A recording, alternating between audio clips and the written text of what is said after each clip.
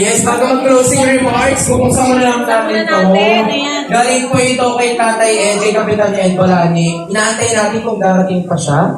Pero tingnan natin, nagulat ako kasi bakit merong bubuksan namin ni Kagawad Street kung ano ba naman ito. Ang laki naman ang alam nito. Uy, napaka-ano, bait naman ni Tatay Ed. Yes! Next. Nagpapasalamat. Ay, gusto ko to kasi tayo sa office. Hatiin natin. Hatiin natin. Sa iyo yung ano, ma'am. Ayan. Maraming salamat po. Totoo ba yan? Baka iba yung naman. Di ba kadunto?